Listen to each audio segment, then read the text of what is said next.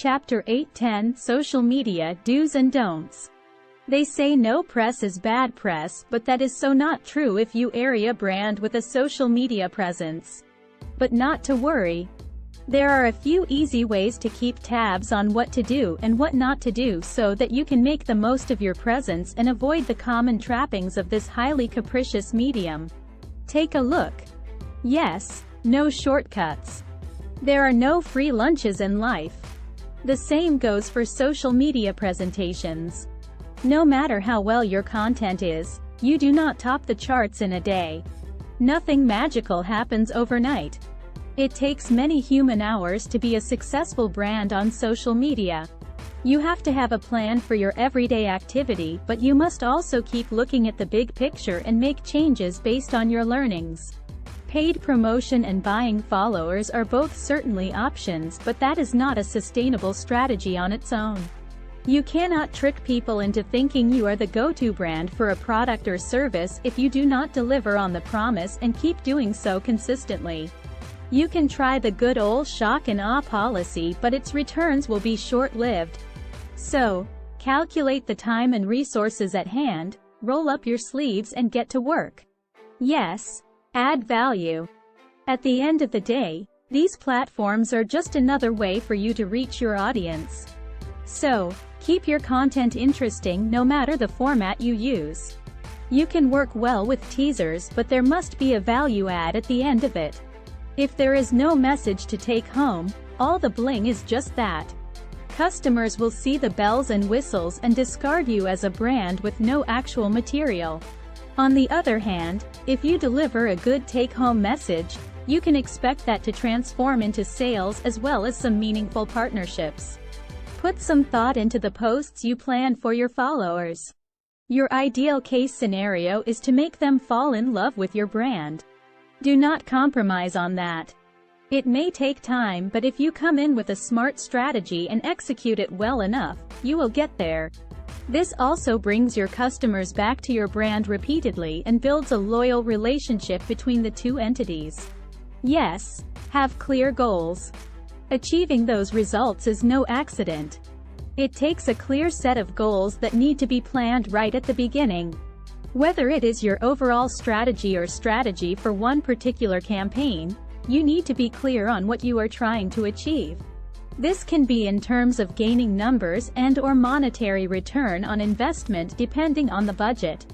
Make sure your message reflects these goals. From conversion rates to brand awareness to improving customer support, whatever your goals, there are many reasons to pick a certain strategy. But the key to success is for each of them to be pursued with clarity. Because the same approach does not work for them all. You want to put up some numbers as a tangible measure of what you want to achieve. And you want to place some deadlines for these goals. That way, you can stay focused on your efforts. But make sure the numbers come from research and aren't arbitrary because, at the end of the day, you need a plan for it. Without a goal and a plan working towards it, you don't know if your strategy is working, and the same is the case if you have surpassed your goals. Yes, stay consistent. Then there is the mistake that a lot of businesses make. Once you reach a certain point, there is a temptation to think you're above the game. No one is. The social media crowd is the classic example of the old adage, the customer is king. A couple of bad comments or reviews is all it takes for people to doubt your brand. A lot of businesses make the mistake of abandoning a regular posting schedule with a clear daily, weekly and monthly message calendar. That is criminal when it comes to social media strategy. If that's one kind of inconsistency, the other mistake is to be visually inconsistent.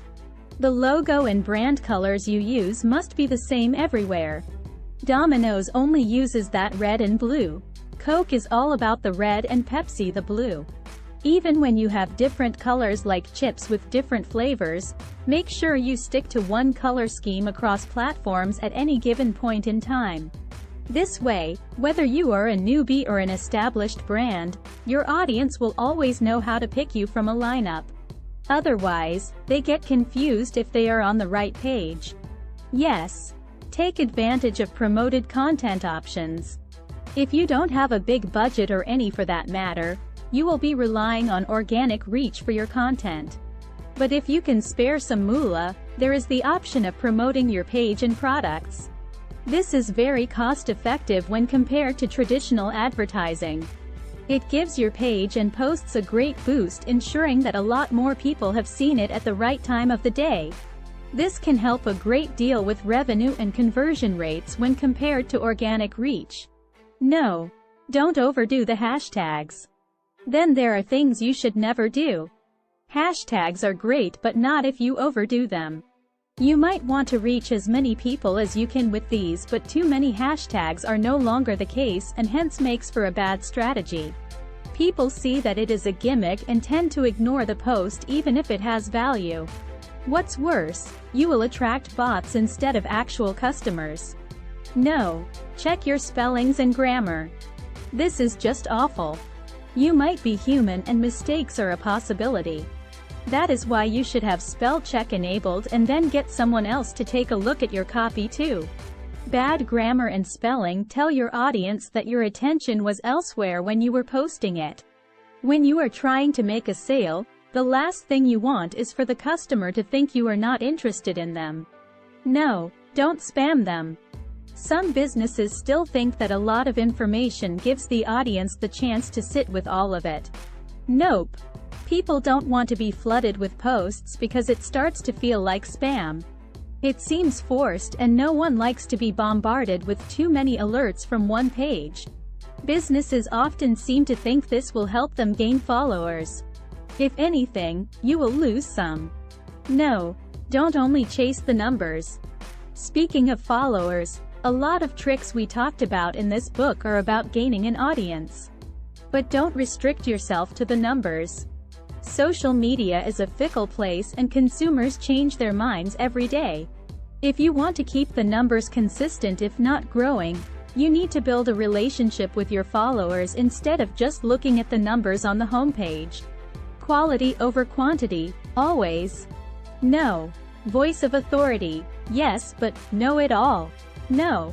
When you talk about your product or service or your industry, you want to sound like the voice of authority that you are. Be confident and knowledgeable, but don't be a show-off. That looks like arrogance and is condescending to your consumers. Even if you think they don't know anything about the subject, present yourself as a positive expert.